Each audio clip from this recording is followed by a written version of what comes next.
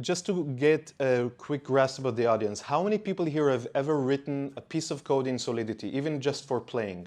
Okay, cool. How many people here have ever written unit tests in Solidity using Forge or Foundry? Okay, what about Hard Hat, Truffle, something else? Brownie, something like that, okay. Did I miss anything in terms of the frameworks? Okay. How many people here have ever done test-driven development on smart contracts? Okay, so I come from the world, so in my Web2 days, I wrote a book called Art of Unit Testing, and I'm a big proponent of test-driven development. And when I got into the world of Solidity and smart contracts, it scared the hell out of me because you cannot change the code after you deploy. So the unit testing becomes much more important. So I quickly learned that test-driven development is actually much more useful to me on smart contracts because it actually gives me much more confidence in the code. So today I'm going to teach you, I'll at least give you a glimpse of two things. So we have about 40 minutes. One is how do you write tests directly inside Solidity using a framework called Forge. And the other is, what does test-driven development look like? And if you have questions, feel free to ask. Worst case scenario, I'll tell you that we'll talk about it later. Okay. So as I said, I wrote a book called Art of Unit Testing. So everything I'll say here is kind of based on that book, but I wrote it in C#. And after that, I rewrote it in JavaScript. And now I'm thinking of rewriting it in Solidity, but unfortunately, all of the lessons that apply to Solidity, sometimes they don't make sense in the other languages because blockchain paradigm changes how we usually write code. What I've noticed is that it's actually useful enough. So I've decided to kind of go upon this journey where I'm going to actually do training to people about this stuff. So if you're interested in doing some of this training as well, I've started a course. You can see it down there, where you can actually take a full day version of what I'm going to show here. So I'm going to actually start with talking about the test frameworks and then the TDD process and the origin, and then we're going to do a quick demo. We'll see whether we'll do it live or I'll just use screenshots depending on how much time we have. The first important thing to realize when we're writing tests or unit tests is where they are in this diagram. Whenever we write tests to any piece of software, we have to realize that there are tests at the top that bring us the most confidence. So this is the end-to-end test. For example, when you're using the user interface and stuff like that. And at the bottom, we have usually tests that run in memory and they just test specific functions. And when the lower you go, usually the easier it is to write the tests because you have less moving parts, but you also gain less confidence. The test will usually run much faster because you don't have to load a web application maybe or something like that. But you will actually, you can gain a false sense of confidence if you only focus on the bottom, and you can gain a very long type of feedback loop if you go on the top only.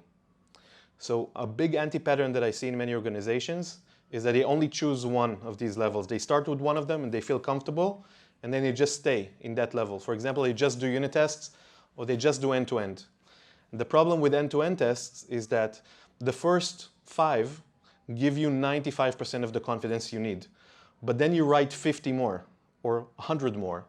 And each one of them takes exactly the amount of time that the others took. So it might take 3 minutes to run. So then it takes hours and hours to run all the tests at the top. And they break very easily. They break on every little thing. So there is a lot of noise. And so you are very frustrated because everything breaks all the time. And most of the time, it's not important. And until you find it out, you're wasting a lot of time. But if you go the other way, you might have all the tests green and they always pass, but your application does not work. So usually the combination that I recommend is that you have a lot of tests at the bottom and very few tests at the top, but it has to be a combination. You cannot choose either or. It has to be almost a 10-to-1 ratio between different layers here. And I will make the slides available for everybody here. In our world for Solidity tests, we're actually mostly going to go with the bottom 3 layers here.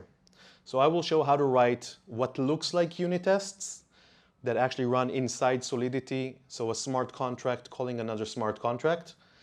The way it's going to work is that we're actually going to write a smart contract which just happens to also do asserts. So it's going to call other smart contracts, that's our production code. And we're going to have smart contracts that are test code. And I find that it actually makes things a lot easier and more readable. And I come from a world where I did the same thing with hard hat, a lot of these tests. And now I'm almost 90% of the time I will write tests only in Forge because it's much easier and cleaner in terms of pure readability and just writing much more quickly. Now, writing tests is just a specific skill. Actually, when we're talking about test-driven development, it actually requires 3 different skills to succeed. So the idea of writing good tests is just one of them. Writing the tests before you write the code is a second skill, which means you can write really crappy tests before you write the code, or you can write really good tests after you write the code. The quality of the test is a separate skill, and when you write it is a second skill, and the third skill is design. And design is a skill that we learn our whole lives as professional developers. But design is also one of the biggest walls for a lot of developers that want to start test-driven development, because every problem that they try to solve, they actually start with tests, but then the design of how to solve that problem it's a very open question. So it's really important to come with at least some design skills into this, or you can create a really working application with a really bad design, which means that it works at the beginning, but then when you try to change it later, it's going to be almost impossible to change. I'm sure nobody here has ever tried to change an application. It was very difficult, right? Any developer here that has code that they're afraid to change today? So that's how it starts. It's a design skill. It's a separate thing. So those are the 3 things. I'm mostly going to talk about the middle part and the left part. In terms of the tooling I'm going to use Foundry. It's actually a suite of different tools. We talked about some of them in a previous meeting, but today I'm really going to focus on the actual test code. At the bottom, you see that basically every test that tests stuff on smart contracts needs to run on some sort of a chain. And all of them come with a chain simulator. A very common one is called Ganache. If you probably used it, if you used Truffle or if you used Hard Hat. In Foundry, there's another one. It's called Anvil. It's really, really fast, but it's very much like the others. It's not really important for our purposes. You just have to know that when you're running the tests in Foundry, it uses Anvil under the covers, and you can also run Anvil separately as its own little blockchain on your computer, and then you can simulate things on top of it. In fact, if I go back into this, at the API test level, or the end-to-end level, you would have to run it locally on your computer, or you would actually have to access a node somewhere outside your computer to have some sort of a chain. And at the end-to-end level, you will use a testnet, which is just another node in another blockchain that somebody else set up. But locally, it's much faster. And if you need to use some of the smart contracts that exist in a testnet or in production, let's say in Ethereum mainnet, then you can use this idea of forking, where we can simulate those external smart contracts as if they are locally on our machine. And this is very, very useful, especially if you're writing smart contracts that have to interact with smart contracts that you didn't write, like DeFi protocols or anything like that. So forking comes in very easily as a parameter that you can put either inside your test or as a command line, which means that if you try to access a specific address where a smart contract actually lives in the mainnet, it will magically work on your local machine, and you can actually run transactions on it. So you can simulate a lot of things. So if you're ever wondering if people that are building these DeFi protocols that interact with other DeFi protocols, how they test it, they use forking almost all the time in all their tests because they have to check the integration between the smart contracts. The other thing that happens is that we can also simulate balances of different currencies if you have tokens. So we can use the tools to basically fake our balances of a specific token. We can fake what type of user we are. We can decide that we're calling a function of a smart contract from any address. We can take over any address that we want, including addresses that we don't have control over in the real world. So if I wanted to, and this is very common, if I wanted to simulate or mint new USDC tokens in my tests, I can do it. It's very, very easy. There's like a pattern to do it. Basically, you take over and you call mint because you're the owner. So you just call the function as the owner of the original smart contract. So you can simulate almost any situation. In many ways, it actually simplifies writing tests on smart contracts, because if you have a specific state of the chain and you call it with the specific variables and specific parameters to a function, you will always get the same result. We don't really have threading issues or stuff like that. We don't really have race conditions because the blockchain takes care of a lot of complicated logic, so we don't have to take care of it. So in many ways, we just have to worry about the logic and the integration, which is, even for the most simple smart contracts, it's really complicated, because if we screw it up, it's going to be very hard to roll it back. And if we have to roll it back, it means that we are more centralized and we have to choose. So depending on our centralization choice for the code that we wrote, we might specifically create something that will be really hard to roll back because we want to give users trust. So it's a let's call it an economic choice, a freedom choice. And projects that decide to be more centralized will be closer to the world of, let's call it, continuous delivery, which we're used to in Web 2. And projects that are less centralized and more decentralized, where the contracts are also more immutable, are going to have a harder time doing continuous delivery, because they can't just keep rolling out new versions of the same function and update it, because they can't. They actually have to create new versions of the entire smart contract, deploy it, move storage around. So it's more complicated. And we will not talk about which one is worth it, because it's more of a philosophical view of what you want to create. Okay, so just like if you've ever written a test in any other programming language, it looks almost the same when you're writing it in Solidity. Every test in the traditional world will have 3 parts: arrange, act, and assert, in that you set up some state, you act on that state, and then you assert that something is true or not true. This is an example of how you'd usually write tests in hard hat. You would have like these describe blocks and then an it block, and then you would call something. So for example, if I was using hard hat, I would write a code like maybe something like this, where I use the hard hat library and I deploy a contract and I write this in JavaScript. And I'm showing you the JavaScript because I'm going to show you how it might look in Solidity in a second. I want to compare those two. So the first thing whenever you want to run a test in hard hat is that you actually have to deploy all the contracts first. And then this is an example of what a test might look like, where you await deployment and then you send a transaction with specific values, and then you call maybe another function like get balance, and then you expect, using this special assert, that we get a format of ether to equal this. So what I want to emphasize here is that this is very, very wordy. There is a lot of text here for something very, very simple, because we are using the world of JavaScript to interact with the world of smart contracts. So everything has to be converted from one side to the other.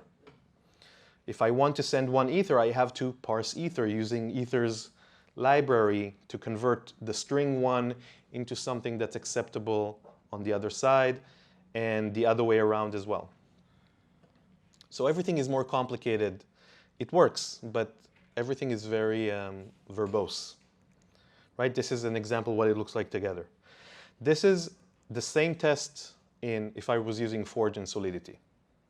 Okay, I just write a contract. I have a name for the test. We'll talk about the naming in a second. I literally just instantiate the new contract. I call it, and then I assert equals, which is a function that I inherit from the base contract, which is called test. This is the entire test. There is no need to deploy anything. That's taken care of by the test runner. Everything is inside of Solidity, so I don't have to convert 0.1 Ether. I just call the functions. I'm just another smart contract calling another smart contract. This is using Forge, okay? Or more likely, it's using Foundry. Forge is, to run this, I would write Forge test in the command line. And this would automatically compile all my tests and all my smart contracts. It will detect my test because it starts with the word test, okay? So your tests here have to start with the word test. Maybe few words. What is Forge? Forge is it's an open source tool, a suite of, it's one tool which is part of a suite of tools called Foundry, which is a competitor to Hard Hat. So if you want to develop smart contracts, you can choose Foundry or Hard Hat or Truffle or Brownie. They all exist and they work in parallel. So Foundry is relatively new. It's one of the newest ones, okay? So if you were in JavaScript, you might use something like Jest as your test runner. But here you're using something like Forge. Okay, so Forge is the test runner and the command line. There's other tools as well for debugging and tracing, which we will see. So this is just a test library as far as we're concerned. But it's also a command line test runner. Other questions before we continue? I want you to notice the name of the test here. Actually, the name of the test is very important because it helps with the readability. Whenever we're building something, we want to make sure that the people that are going to read the stuff that we wrote will not want to murder us. It's really, really important. So imagine that you're looking at the code that somebody wrote 6 months after they've already moved to the next company. And you have no idea. It's called like test 1 or test 2 or test works. I'm sure nobody here ever wrote tests like this. But I've seen them. They exist. So we actually have to pay a lot of attention to the names of the test. And I usually use 3 parts in the name of the test. It really doesn't matter what language I use. The first part is usually the entry point, the thing that I expect to work. In this case, it's the receive function. The second part is scenario. So imagine I'm writing a sentence in my head. If I call receive and I'm using it to send funds, then I expect it to do something. And the last part is the expected behavior. It updates the balance. The name is important because when you run tests in any type of tool and a test fails, you will not see anything except the name of the test and maybe some trace. But the name of the test is going to be the first thing that you see. You will not see any comments. And when you have dozens or hundreds of tests and you have the good names for the test, a lot of times it actually prevents you, not prevents, but you can avoid actually go and read the test. You can actually go directly to where the production code problem is if the test name is good enough. But if the test name is really bad and something fails, you actually have to go into the test and start reading it and understanding it. So the more readable your test is in terms of naming and inside it, the more you can actually give people the ability to avoid reading your test and actually go directly to the problem. Does that make sense? So if you have 3 tests failing and they all have this naming convention, you now say, oh, this thing works, it fails here, and also with this scenario and with this scenario, but all the other scenarios are passing. So maybe I know where the problem is, just by looking at the names. Questions? Answers? Okay. I'll show you what it's like to start with your first test. I'm gonna use a tool called Forge Init. Did we actually fix the, Shauli, did you ever find the microphone? I will scream. Let's see. Let's see if this works.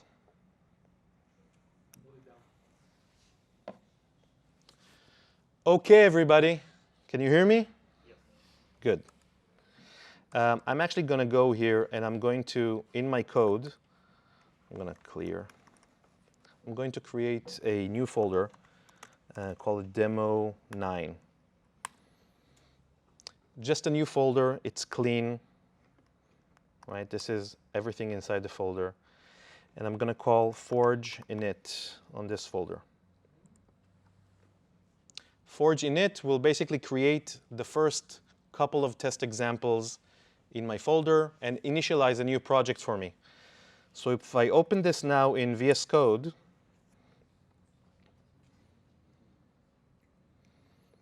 you see that I have a source folder with an example smart contract. And I actually already have a test that shows me what it's like to write a test. So just to go over this really quickly, it's a really simple smart contract. Just who here has experience with Solidity? Just raise your hand. Okay, some people do not, so I'm going to go really quickly to explain what's going on here. It really looks a bit like JavaScript plus Visual Basic if you've ever had the nice experience. A contract just has a name. It has a public storage variable. This is really important. This is not a regular in-memory variable.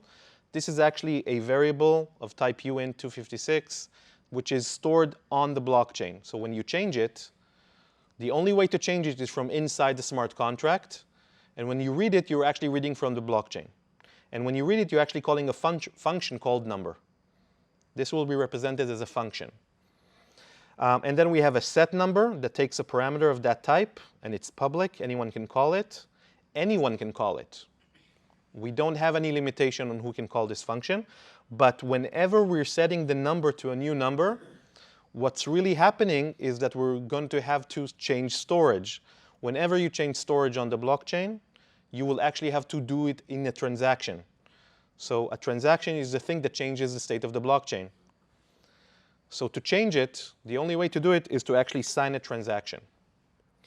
Incrementing is also changing the storage, so it requires another transaction.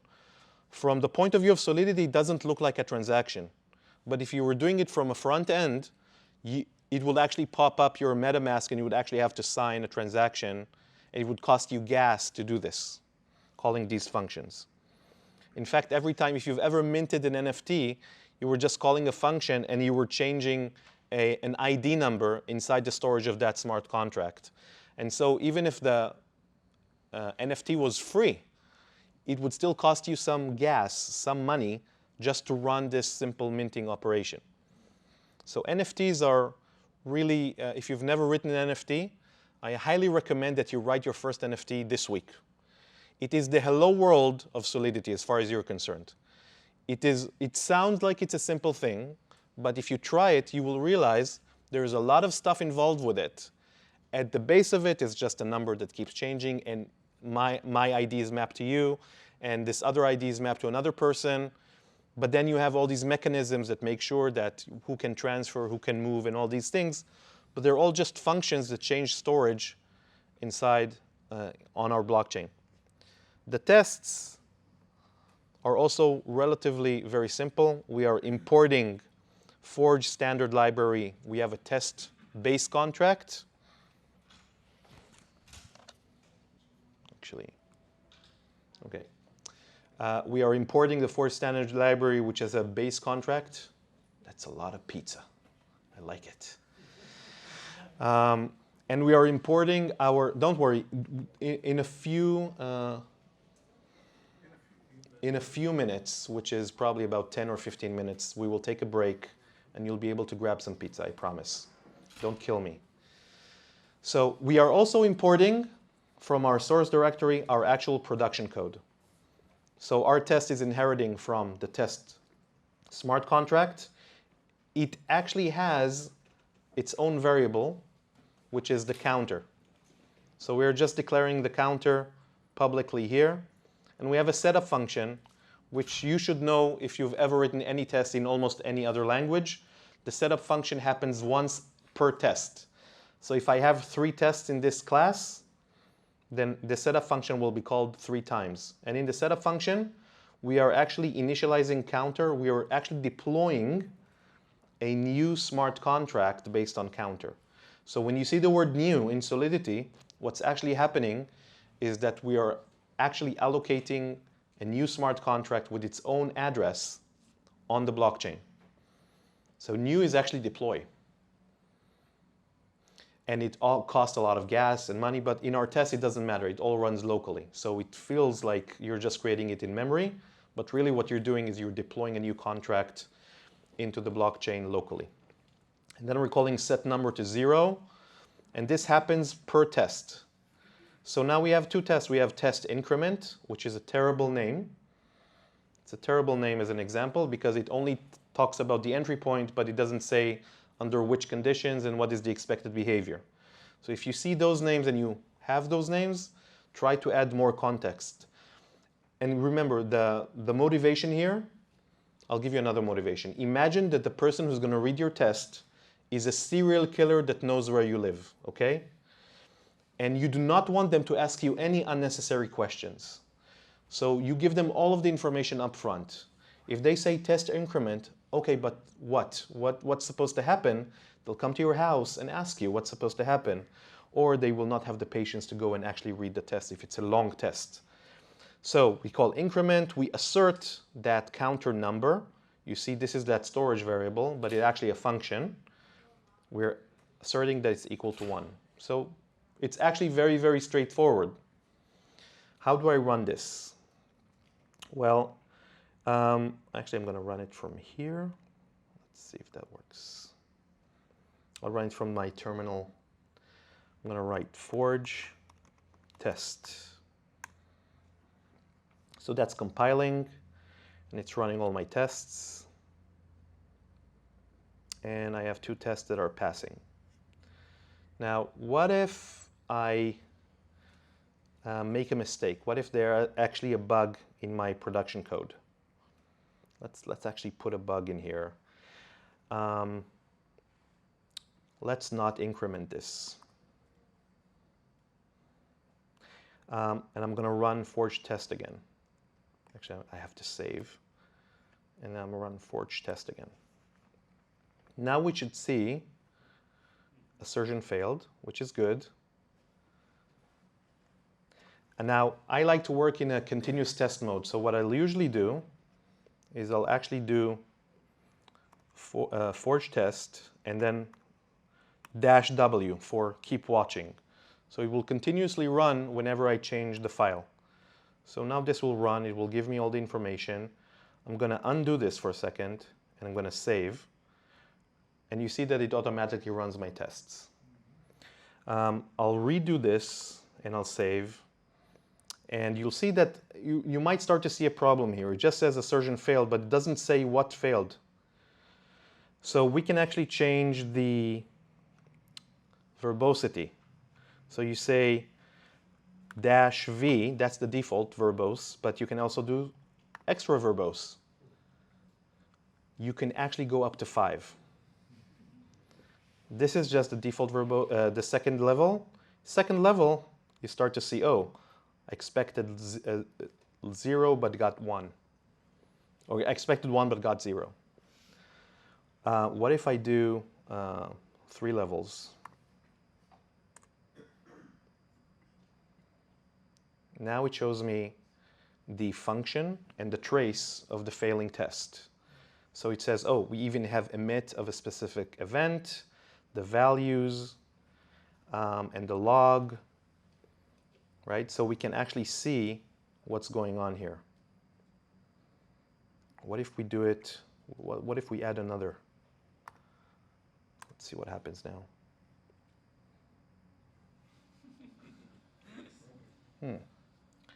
Accept modification?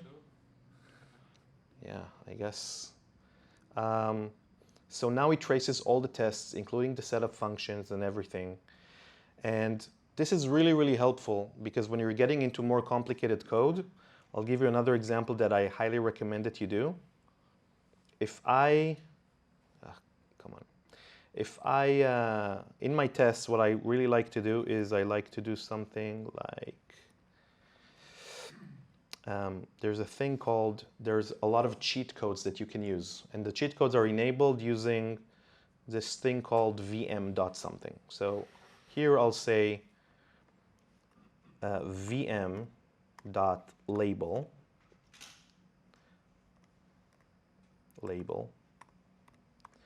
and I'm going to say that the address of my counter, it's really hard to program with one hand, but the address of my counter, I'm going to name it Bob. And I think that syntax should work. I haven't actually tried it in a while, but let's see if that works. Okay. Now, why is this important? Because now, instead of just an address, I can actually see Bob, somebody called Bob.number. Okay, so my traces actually include the names. And this is really, really important when you have multiple smart contracts working with each other, or you're creating these new ones, etc. So vm.label is a very, very powerful kind of thing. Questions so far? Okay, that's pretty cool, right? Let's see if we missed anything. Okay, so now we can get into some of the, so this, we haven't even done TDD yet, but I'll show you a couple of other cheat codes. You can, for example, decide that the next function call is supposed to throw an exception. So you can say VM, I think it's called expect revert. So you can say expect revert with some message. And what you're saying is that the next, when I call this, I should actually be getting a revert from this smart contract. So if I save this really quickly, I should actually see that the test fails because I did not get a revert, right? So I can check a lot of different things. I can also decide that I can do like vm.prank, not plank, but prank. And I can say that from the next call is going to be executed from another account. So if I'm calling Bob and I'm allowed to call Bob, I should have one behavior. But if I'm calling Bob, but I'm not allowed to call Bob, I should get a revert, right? So how do I simulate it? I use VM prank as an example. We can also do, we can move back and forth in timestamps by using warp. And we can also deal ourselves a lot of ether by calling deal, like a dealer giving people cards. And we can do a lot of these really, really cool things. So you can simulate a lot of different situations pretty easily. Any questions? Okay. VM is the class? VM, it's a helper function, it's a helper object that we inherit from test. Okay? So it's built into here. So where we can see all the functionalities in the VM? Well, you can literally go to the code. So all this code is, I think it's supposed to be inside the lib here. You can see in Forge STD, you'll see the lib and the source. You can actually see all of the, so it's, what we're seeing here is actually STD cheats. You can see all of the cheats that exist here. There's a lot of code, but actually what you want to look for is Foundry book. If you just Google Foundry book, there is a lot of good documentation here. So these are some of the functions. I'll give you another really, really cool, important tip. You can actually have tests that you see here that actually have parameters in them. And what's happening in this test is that Forge automatically sees that the test is a parameter, and it will start calling it with a lot of different values automatically for you. It will do fuzz testing for you. And you can also then limit those values into vm.assume. So using these functions, you can say, would values between 1 and million, call this function 256 times or 256,000 times. You can control a lot of these parameters through command line or through the code, which is really important when you want to get confidence in your code. Yes? Would you recommend on the source for templates, let's say? Sorry? Would you recommend on source for templates? source for templates, like for the tests. If you want to see good tests, you look at some of the well-known projects like Aave, and there's a bunch of them. Now I forgot all the names suddenly. I don't know why. But if you look at all the big projects, they have all their source open on GitHub, and you can actually look at their tests. You will see a lot of really cool stuff. For example, you'll see that a lot of them actually combine Solidity tests with Forge with hard hat, which is also what I do. Because you still want some tests at the upper level using JavaScript, because you want to test how it works as JavaScript integration. Deployment is a bit easier. So you'll see that a lot of projects have a combination of Forge plus hard hat at the same time, but it's a different combination. So that's where I would look for. There aren't a lot of templates, but there are some really good projects out there. Okay, just maybe a couple of simple examples. I'm actually going to skip the live coding, but I'll show you what TDD looks like, and then we're going to finish. Is everybody okay? We're doing it in 5 more minutes? Okay.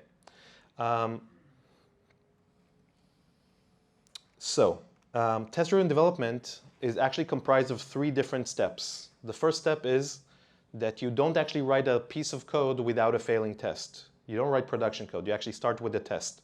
So you actually make it fail, then you make it pass without touching the test. You have to make it pass through the production code, and then you can refactor. You can change the code because everything is passing. Those are the 3 steps, but this is very simplistic. This is usually how I explain this. You always you write a test to prove the next small piece of functionality is missing or wrong.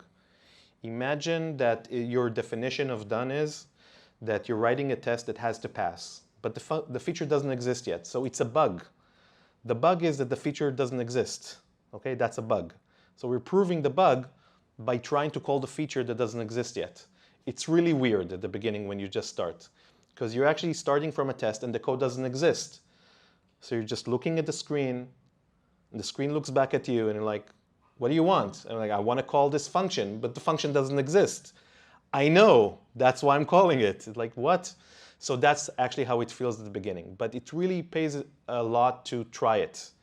Because at some point, if you get used into this rhythm, first of all, you get much better confidence in code coverage on your code with tests that you actually have value. I'm not a big supporter of code coverage, but I'm a big supporter of confidence. So you will feel more confident in your tests if you try this. So you write a test, and then you try to run it. And of course, it might not even compile first. So you get it to compile, but still fail. You start by failing. Now, which means that maybe you'll create the function, but force it to return a bad value. My question is why? Why do you think it's a good idea to see the test fail? If you just wrote the function anyway, why actually not make it pass first? Any idea? If you write the function, you are not sure if it's working or not. Okay, you're not sure if it's working or not. It's even worse. Test may pass, but you're not sure that it didn't work before. Yeah, the test passed, but you don't know if the test is okay. So this is actually how to test the test. You're testing that it fails when it's supposed to fail. And then later, when you fix the function, the test will suddenly become green. So you're testing that the test fails when it's supposed to fail and it passes when it's supposed to fail. If there's something worse than not having tests, is having tests that are lying to you. Tests that are passing and should not have passed.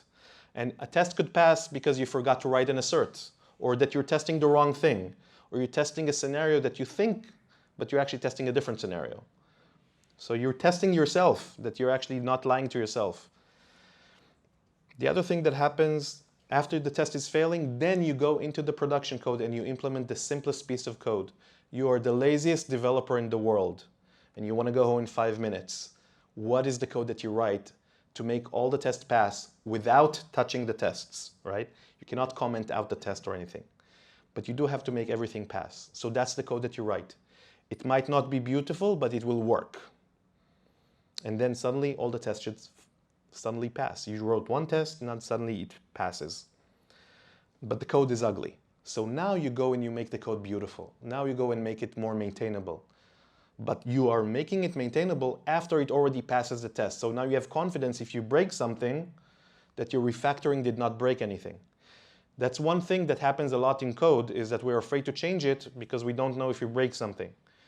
Or we don't trust the tests that will tell us. But now we do. Now we trust the tests. So we run all the tests. They should continue passing. We do small refactoring, run all the tests continuously, another small refactor. So this is like a mini loop inside the big loop. And finally, we go back to the beginning. So we implemented a very small feature by proving a test is missing, writing a test, proving feature is missing, adding the feature in the simplest form, making it beautiful and maintainable, and then writing the next test to prove the next feature is missing. And it could be one extra feature on the feature we just wrote. Maybe it handles one scenario, now we want it to handle another scenario. And this is a very iterative problem, incremental way of working. And it's very powerful because at any moment in time you have something that partially works. If you stop working on it after 5 minutes, you still usually have 1 or 2 tests that already pass. So you can say that you're 20% done. And the difference between that and doing it the other way, as writing a test and then working on it, writing a function and working on it for a whole day, and then it either works or doesn't work for a whole day, it's completely different than having a function that continuously works more and more during the day. It's a different feeling. So the outer loop, you create code that you trust it works. And the inner loop, you create code that you actually like, that you want to live with yourself in the morning. We all wrote code that we don't want to live with ourselves in the morning, but it works. We cut a lot of corners. Questions about this? The design happens here and there. So when you write the test, you're designing the function, the external function that you call, the parameters, the name of the function. But in the refactoring, you're actually designing internally inside the function. You're designing how the interactions inside objects work and all that stuff. It's really, really important. There are 2 types of design. The upfront design at the top is very important because this is what other people, other developers, other API callers will see. And the inner stuff happens where nobody sees it. But you can change the inner stuff without breaking the top stuff. So I have a function, it takes 2 parameters, returns a Boolean, and internally it might call 17 other functions. Nobody cares from the top. I only care at the bottom that maybe I can optimize, I can change, whatever. At the top it should still work. So internal design and external design. So just really, really quickly, 2 minutes. So if I wanted to write a treasury smart contract, I don't write the treasury smart contract. I write the test first. So this is an example of me writing a treasury smart contract. So I start with this test, right? This is the test I showed you in the beginning. Remember, the smart contract doesn't actually exist yet, so this will not even compile. I try to run this, Forge will say, hey dude, you're crazy, this doesn't exist. And so I make it happen. I kind of play God. And I say, I wish I could write a test like this and it would magically work. And then you write the contract. And the contract, you have a default balance that is not 0.1, so the test will fail, but it will compile and run. Once it compiles and runs, you see it fail, then you go into the balance and you fix it in the production code. And suddenly the test is green. You move on to the next test. Right? So the treasury at the beginning didn't exist, so I write the treasury, and then I write the receive function. This is all I need to run the test. It actually doesn't do anything. There is no code inside the function. It compiles and it fails. And only then do I make it pass and I add the other function. For example, I say, hey, you know what? I'm actually missing another type of functionality. So when I call join isMember returns true, then I call this function and I assert that it returns true because I called join at the beginning. So imagine I want people to join my treasury. They have to pay 0.1 Ether to join. And so it should say that I'm now a member. This will not work. Why? The function doesn't even exist yet. So I go ahead and I write the function. join, and is member. Now it compiles, right? Now the code here I will not write until the test fails, and only then would I write the code here and the code here. Right? So this is the code where I actually register the member. Notice that I haven't actually checked that they paid the amount, so I can add test for that, but I don't have to do it in the previous test. I can add another test here. So I have one test that proves join works. I can have another test that says join reverts if you don't pay the amount. And then I have to add the extra functionality. Right? So with payment under threshold, it reverts. So expect revert on error not paid. I call join with 1/10 of what's supposed to be called. So this is my next test that's missing. So I'm proving that this is a bug supposed to work. And then I add the if and the error, right? So I work incrementally on the smart contract along with my tests. It's a continuous incremental work. We're going to finish here. If you have more questions, feel free to contact me.